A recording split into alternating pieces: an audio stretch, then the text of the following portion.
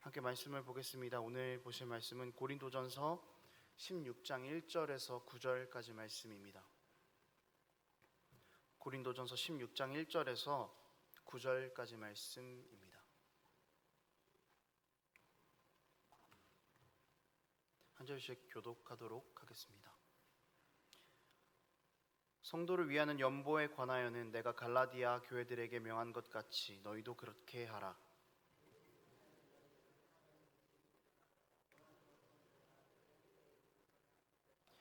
내가 이를 때 너희가 인정한 사람에게 편지를 주어 너희의 은혜를 예루살렘으로 가지고 가게 하리니 내가 마게도냐를 지날 터이니 마게도냐를 지난 후에 너희에게 가서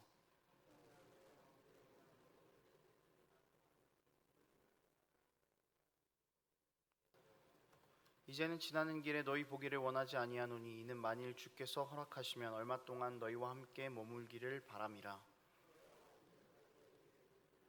함께 읽겠습니다. 내게 광대하고 유효한 문이 열렸으나 대적하는 자가 많음이라.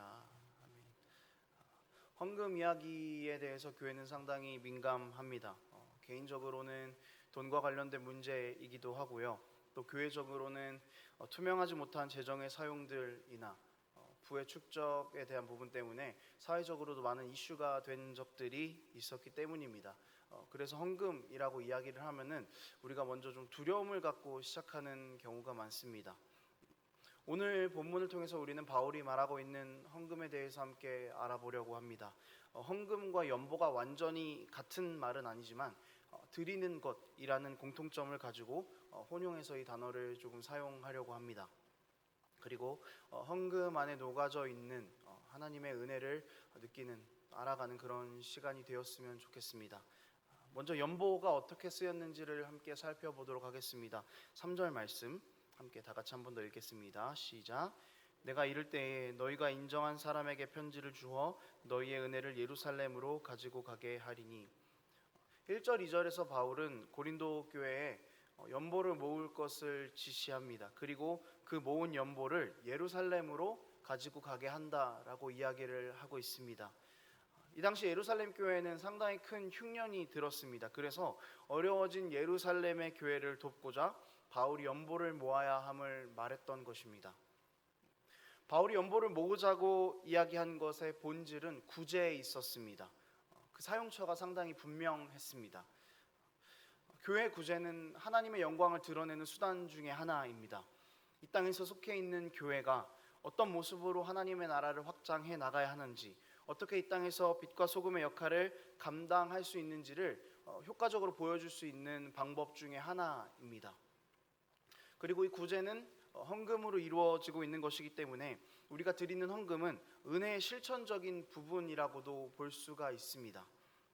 성도들이 낸 헌금으로 교회는 구제하는 데 힘쓰고 또 하나님 영광을 위해서 은혜의 실천으로 그것을 바르게 사용하는 것입니다.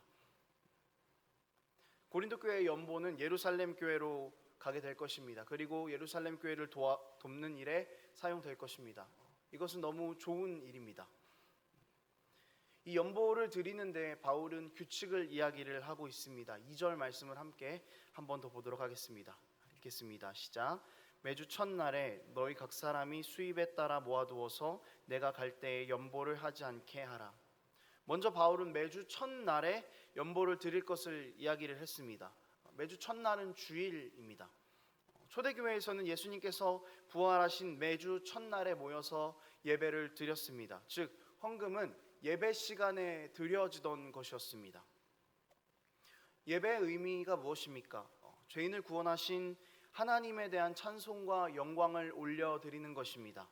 바로 그 시간에 헌금을 드리라고 바울이 이야기를 하고 있습니다. 예배의 흐름, 예배의 목적을 따라가면은 우리는 헌금의 의미를 정확하게 파악을 할 수 있습니다.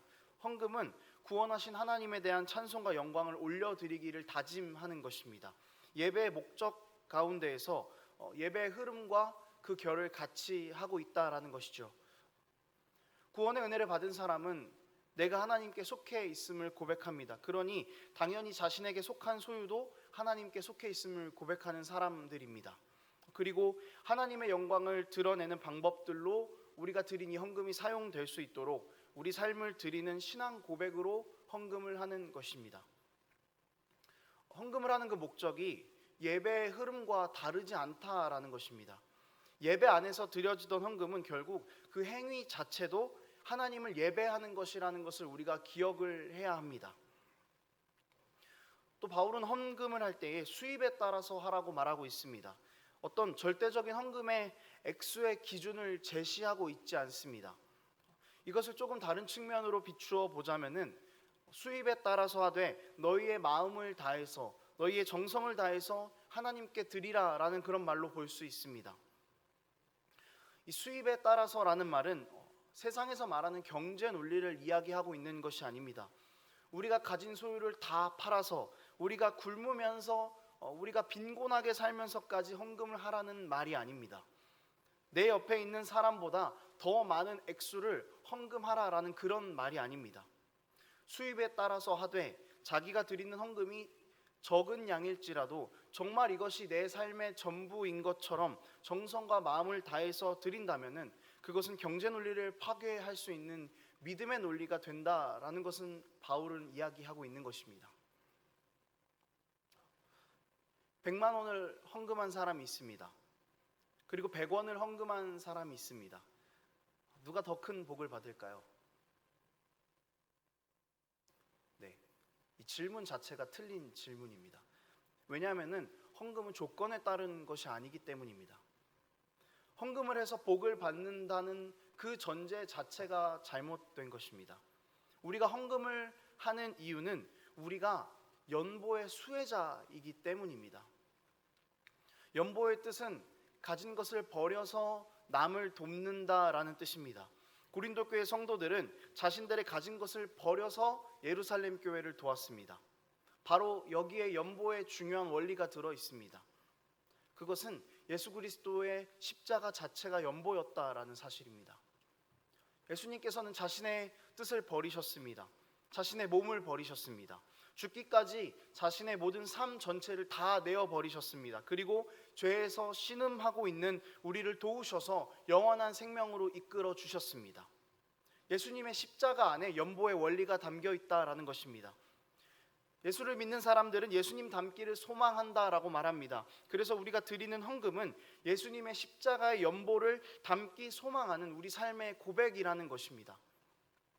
자신이 가진 모든 것을 다 버려서 생명을 주신 것, 이것이 예수께서 우리에게 보여주신 연보의 모습이기 때문에 그 모습을 닮아가면서 세상에서 빛과 소금의 역할을 감당하며 살아가기를 고백하는 것이 바로 연보라는 것이죠. 우리는 그리스도의 연보의 수혜자입니다.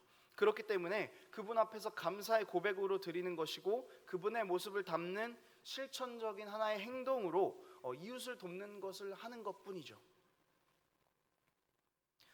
헌금을 드리는 것이 대단한 것이 아닙니다. 받았으니 당연히 돌려드리는 것이죠. 그리고 그 사랑을 당연히 흘려보내는 것입니다. 헌금은 절대로 공로가 될 수 없습니다. 다만 유일한 공로가 하나 있다면은 우리를 구원하신 예수 그리스도의 십자가 연보의 공로 하나뿐입니다. 헌금은 궁극적으로 우리에게 보여주신 십자가의 연보를 드러내는 것입니다. 우리가 죽고 우리를 버리고 예수 그리스도만이 살고 이웃이 살아나는 그런 십자가 정신을 실천하는 것입니다. 우리가 이것을 좀 반드시 기억하면서 그렇게 헌금하는 삶이 되었으면 좋겠습니다. 말씀을 좀 정리하겠습니다. 우리가 오늘 헌금에 대해서 세 가지를 나눴습니다. 헌금이 어떻게 쓰였는지, 그리고 우리는 어떻게 헌금해야 하는지, 그리고 왜 헌금해야 하는지. 이 모든 것들이 예수 그리스도 안에서 이루어지는 것입니다. 우리 안에 연약한 경제 논리들로 은혜를 가두지는 않았으면 좋겠습니다. 경제 논리로 이 헌금을 따지게 된다면은 가장 이해가 되지 않는 것은 십자가의 은혜입니다. 십자가의 은혜가 경제의 논리라면은 우리가 이곳 가운데서 하나님의 백성이라고 말하는 것 자체가 성립이 되지 않습니다. 준 만큼 받아야 정상인데 우리는 아무것도 드리지 않고 받았습니다. 죽을 죄를 지었지만 아무 조건 없이 용서받았습니다. 그리고 심지어 생명까지 받았습니다. 우리의 중심 가운데에서 예수 그리스도를 닮기 원하는 마음이면 충분합니다. 우리가 십자가의 연보의 수혜자이기 때문에 감사의 고백으로 드리는 것입니다. 모든 것을 내어서 우리에게 생명을 주신 그분을 닮기 위하는 마음으로, 또 그분을 사랑하는 마음으로, 그분의 사랑을 실천하고자 하는 마음으로 드리는 것임을 반드시 기억하셨으면 좋겠습니다. 우리의 마음도 정말 중요합니다. 어떻게 쓰이냐도 중요합니다. 그렇지만 가장 중요한 것은 예수 그리스도의 연보 때문에 우리가 살고 있다라는 것입니다. 이것을 꼭 기억하시면서 우리의 삶으로 또 마음으로 반응하면서 믿음의 고백들을 주님 앞에 드리며 살아가는 우리 삶이 되기를 원합니다. 사실 좀 마음이 어렵습니다. 헌금을 생각하면. 그렇지만 정말 작은 그 시간에 적은 것을 드릴지라도 이 모든 것이 나의 전부인 것처럼, 나의 삶의 모든 것인 것처럼 그렇게 우리 모든 마음을 다해서 하나님 앞에 드리고, 더 나아가서 우리 삶에서 하나님의 은혜를 흘러보내는 그런 사랑의 실천들이 가득한, 연보의 삶의 실천이 가득한 그런 우리 삶이 되기를 원합니다. 그리고 또 십자가의 연보를 정직하게 투명하게 실천하는 우리 교회가 되기를 원합니다. 다 함께 기도하겠습니다.